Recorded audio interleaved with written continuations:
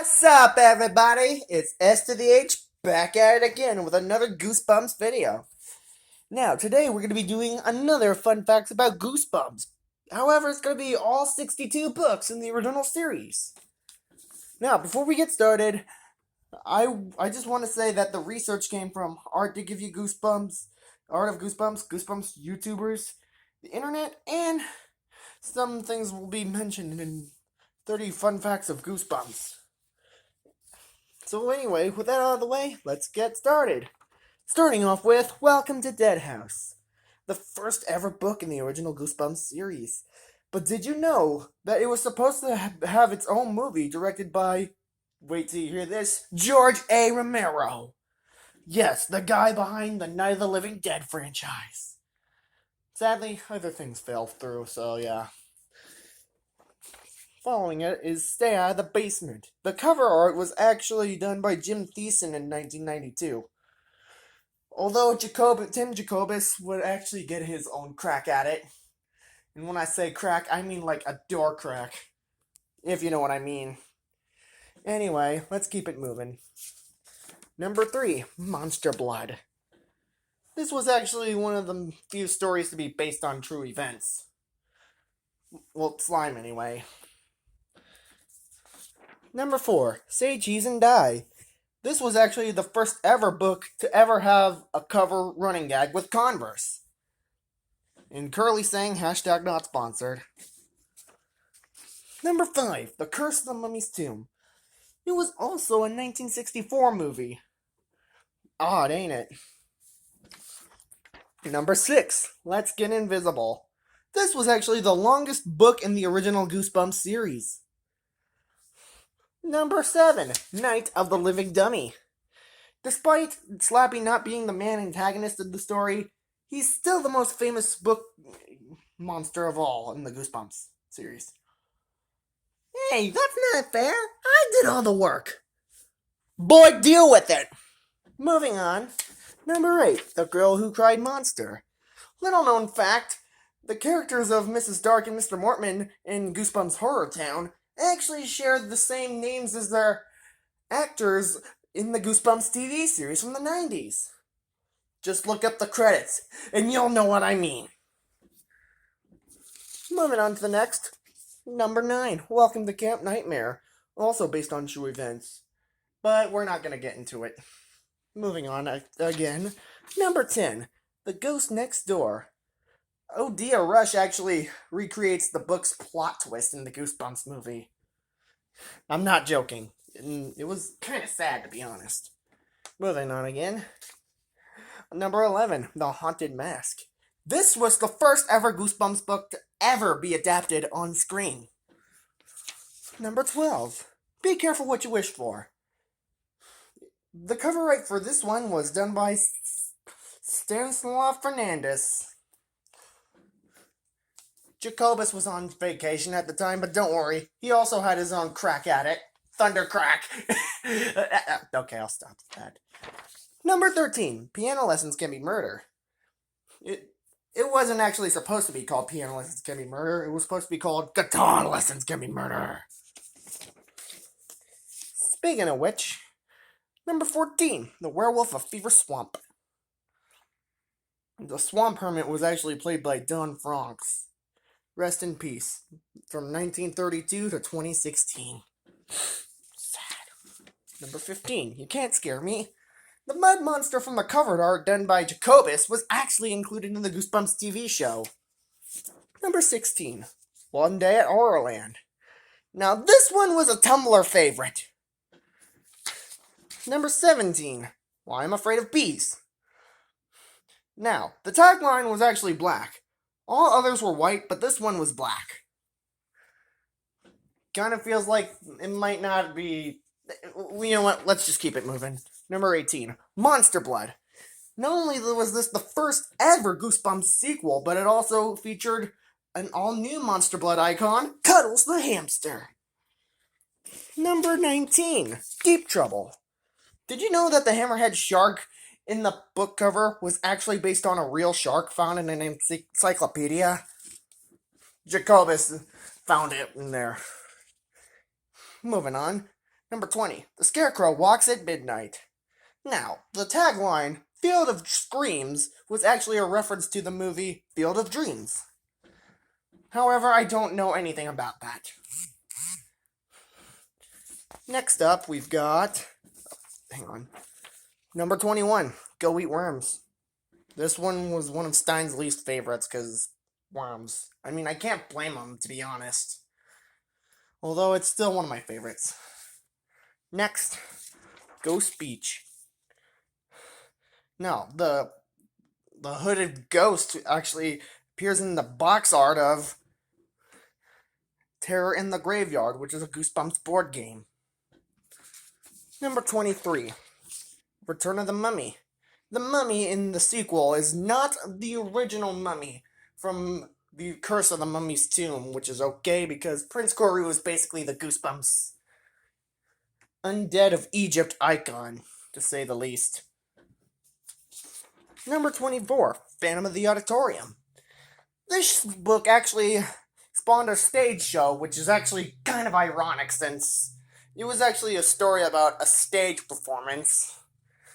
To be honest, I feel like this might be some kind of like Inception. It's hard to put my finger on it though. Regardless, we gotta keep it moving. Number 25, Attack of the Mutant. Adam West played the Galloping Gazelle. And Adam West is also the original Batman. Number 26, My Hairiest Adventure. The character of Larry, when turned into a dog, was actually seen in the Goosebumps TV intro. Isn't that a meta fourth wall break? I sure think so. Number 27, A Night in Terror Tower. This actually got its own toy set from what I think might have been like the Transformers or something, because it looks similar. Moving on. Number 28, one of my all-time favorites, The Cuckoo Clock of Doom. It actually also featured Clifford the dog. Number 29, Monster Blood 3. Now, this one actually included, like, a character named Kermit, and every time I think about him, I think about the Muppets. Obviously. Number 30, it came from beneath the sink. No, there's nothing that came from... That's just the name of the book. Anyway, the character of the Lynx, which is, if of course, is a vampire potato, actually bonded with Slappy on Fox Kids and on TV. And speaking of Slappy, number 31, Night of the Living Dummy 2. Now, the actress that played Sarah in this Goosebumps TV episode went on to play Amelia in the TV show Grey's Anatomy. Number 32, The Barking Ghost. Honestly, the book cover just makes me happy. Doggy! Okay, I gotta chill out. Moving on. Number 33, The Horror at Camp Jelly Jam. This was actually the second campfire book in the Goosebumps series. Number 34, Revenge of the Law. No. You know what? I don't even want to talk about that. Jacobus made it. Looks a bit nasty. You know, I don't even want to talk about why either, honestly. I'm not trying to get demonetized, I swear to God. I'm not trying to get anxiety. Moving on. Number 35, A Shocker on Shock Street. This was actually based on Stein's Universal Studios trip. And he wondered to himself, what would it be like if these animatronics came alive? Well, this answered the story. This answered the question in a horrifying way. Number 36, The Haunted Mask 2. The original mask actually makes a triumphant return in the TV episode, but not in the actual book, even though it's been mentioned a bunch. Moving on. Number 37, The Headless Ghost. Now, Hill House, the location, was actually also a reference to The Haunting of Hill House, and also House on Haunted Hill. Moving on, because you probably don't know what I'm trying to say. Number 38, The Abominable Snowman of Pasadena. Well, back when it was released, you can actually get it in a specially marked pack of handy snacks. Trust me, I've seen a commercial on it. And honestly, I'm surprised it wasn't Lost Media, but moving on. Number 39, How I Got My Shrunken Head. Now, you can actually see this being worn by the witch doctor from the Deep in the Jungle of Doom in the Goosebumps movie. Number 40, Night of the Living Dummy 3.